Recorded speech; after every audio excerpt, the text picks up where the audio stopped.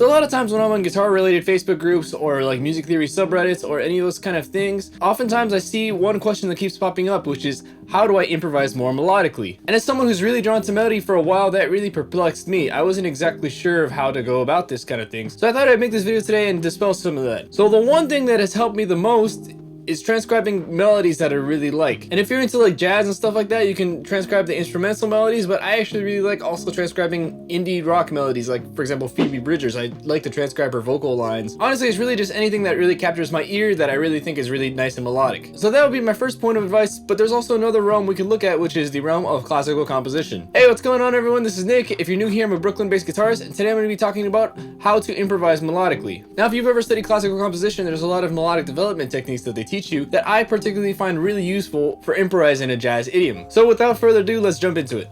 So through the course of this video, I'm going to just stick to one line and just develop that using all of these different techniques. It's going to be a simple 4-note pattern, so that way we can really understand what's going on and get a lot of mileage out of this one thing. In general, when you're trying to improvise melodically, it's good to stick to a few little ideas that you can really understand and develop, rather than introducing a bunch of new ideas or a bunch of licks or things that you're really comfortable with already. So I'm going to pick this sort of like John Coltrane pattern, which is C, D, E, G.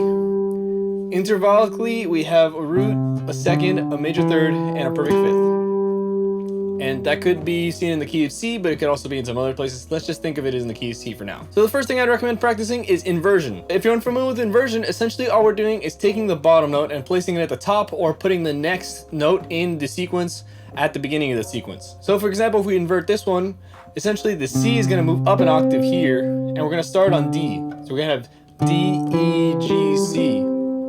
So this is a phrase, and then this is the inversion. We can keep inverting it, and we can put the D on top as well. So we start E, G, C, and then D at the end. And then we have this final inversion, G, C, D, E, and then we get to the octave. So if I run through all the inversions, it'll sound like this.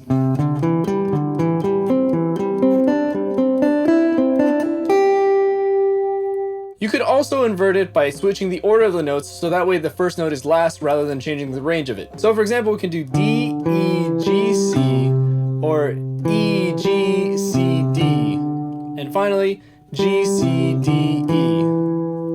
Then the next one we have is what's called retrograde, which is essentially playing the phrase backwards. So instead of starting C, D, E, G, we're gonna go G, E, D, C.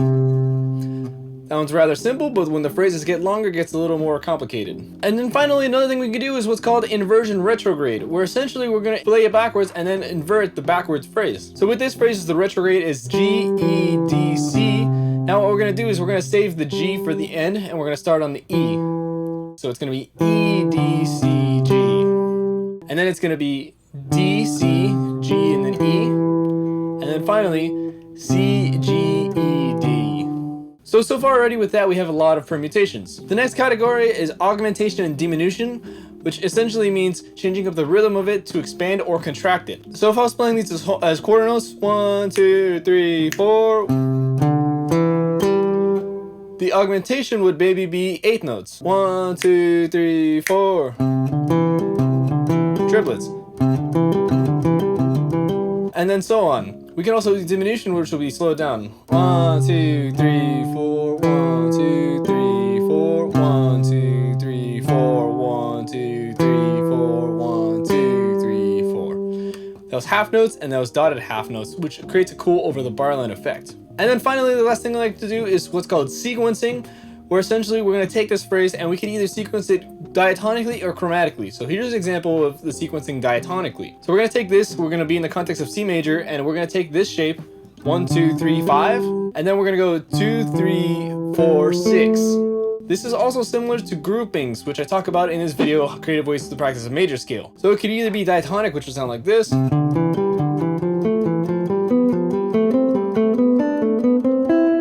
or it can be chromatic, which would basically mean we're going to take this structure of intervals. We have a root, a major second, a major third, and a perfect fifth. And now we're going to move it up some sort of interval. So I'm going to pick the interval minor third. So we have C, D, E, G. We're going to preserve this shape. We're going to go E flat, major second is F, major third is G, and the perfect fifth is B flat. So we have this to this.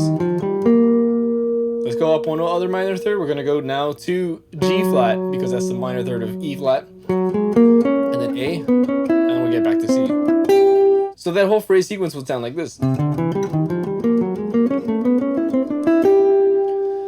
Now, with that being said, we can also work on two different melodic development techniques at the time, the same way we use Inversion Retrograde. We can also use inversions for this. So essentially what I'm gonna do is I'm gonna play C, D, E, G, and then I'm gonna go up to do the E flat, but actually I'm gonna invert this one. So I'm gonna do F, G, B flat, E flat. And then for the next one, I'm gonna go up to G flat, but we're gonna invert it one more time, so it's gonna start on the third note of the melodic sequence.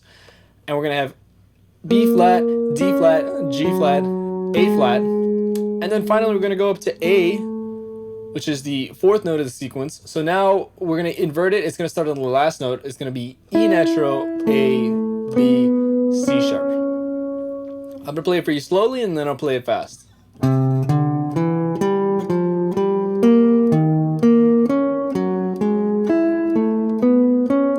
Now here it is fast. It sounds really cool and it sounds like a whole line in itself. It doesn't really sound like we're playing the same thing over and over. It's basically stretching the melody and getting all the juices out of the melody. And finally, if you want to know more about how I practice improvisation, I have this video on 4 ways how I practice improvisation, where I basically go over my sort of improvisation primer and teach you how to improvise from the ground up. So that's about all I have for today. Thank you so much for watching. If you stuck around this far, I really appreciate it. Please like and subscribe if you enjoyed this. Leave a comment if you have any questions, and I hope to see you next time. Take care.